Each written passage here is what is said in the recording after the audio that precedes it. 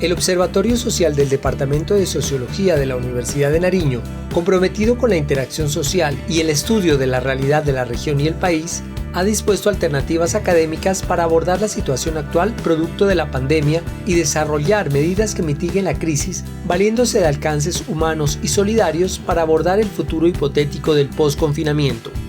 Una mirada hacia las estructuras sociales actuales, el modelo económico preponderante y la necesidad de planteamientos coherentes y justos para la feliz conclusión de este periodo de aislamiento social. El mundo contemporáneo ya no es un universo de puentes o de puertas, sino un laberinto de windows, de ventanas. Y efectivamente, a partir de ahora, todas nuestras interacciones van a ser ya no tanto relaciones, sino conexiones. Y en cualquier momento podemos oprimir la tecla delete y suprimir al otro. Y nos da mucho miedo patinar sobre hielo o movernos sobre arenas movedizas, y es difícil desarrollar un pensamiento que permita pensar en tiempos oscuros, porque de algún modo hemos vuelto a la caverna. Y entonces nos encontramos ante esa paradoja: ¿cómo pensar en medio de la oscuridad? Y que ese pensamiento no sea la diosa todopoderosa razón, sino una razón sensible que parta de la lucidez del deseo. Una de las principales soluciones está en el aprovechamiento de la situación actual como proveedora de panoramas diferentes a los problemas inmediatos y que estas nuevas perspectivas permitan fortalecer el pensamiento crítico y la sensibilidad social como alternativas que promuevan el avance de la humanidad como un todo unido y no como el resumen de elementos redimidos particularmente. Quizá del mismo modo nos toque convivir con el virus para desarrollar la famosa inmunidad de rebaño. Nos toque convivir con ese nuevo mundo que ya no es tan nuevo porque venía de atrás. Los viejos eran despreciados, era el sálvese quien pueda y ya no había Dios para todos. Y obviamente nos encontramos con un dilema fundamental. ¿Vamos a aprovechar o a desaprovechar esta crisis? ¿Vamos a permitir que todo siga igual? ¿Vamos a decir no hay nada que hacer? Cumplo mis reglas, llevo mi tapabocas y no se me acerque nada de sexo, somos digitales.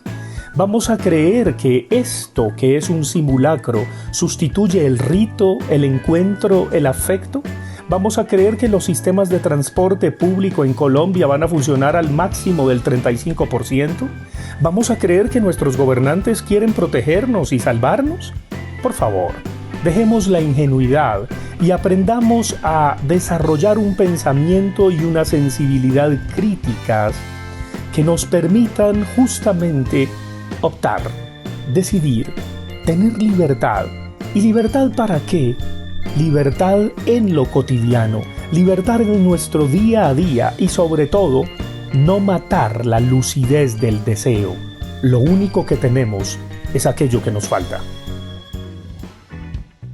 La realidad se transforma en función de las necesidades sociales. Estas han variado con el tiempo. Se han modificado los niveles de control y vigilancia y en la actualidad los mecanismos de mitigación no solo se reducen a legislación y jurisprudencia.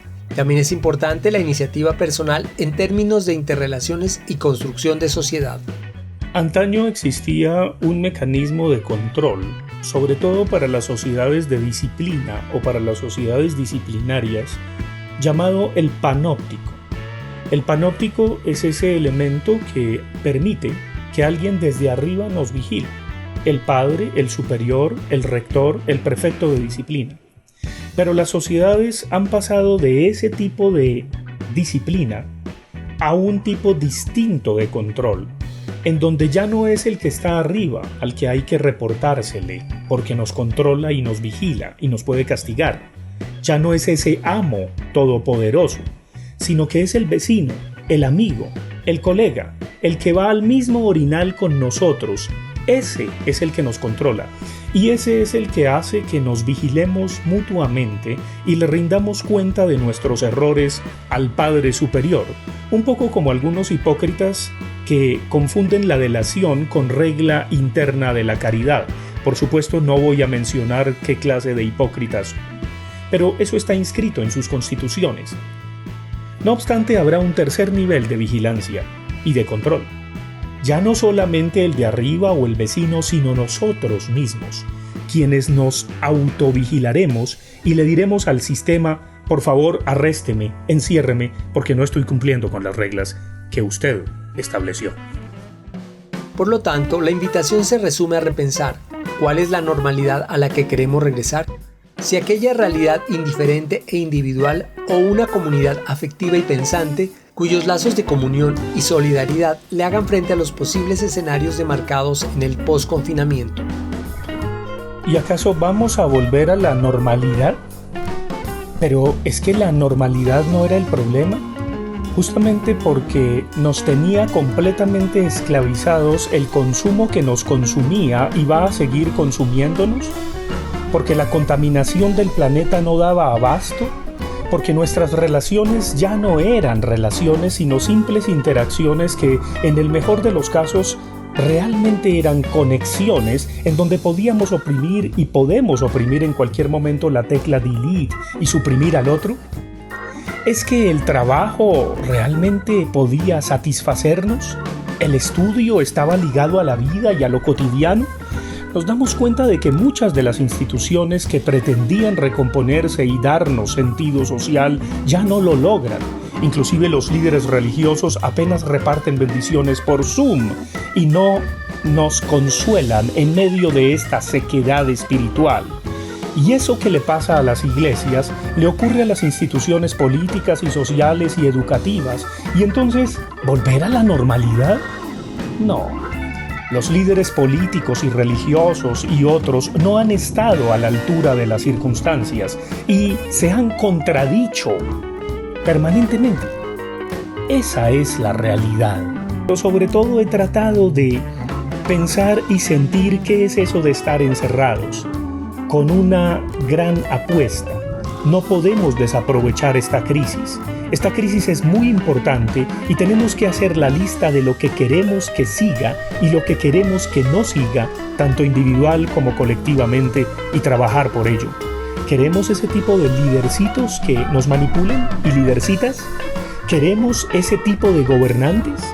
¿Queremos ese consumo que nos consume? ¿Vamos a seguir contaminando el planeta?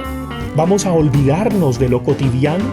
¿Queremos ese tipo de educación que solamente nos transmite información y competencias, pero que está completamente cortada de la vida?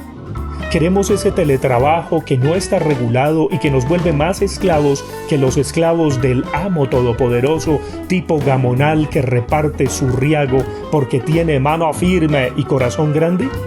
No. Tratemos de pensar, y pensando con sensibilidad, podremos efectivamente liberarnos de aquello que nos constriñe, que nos esclaviza.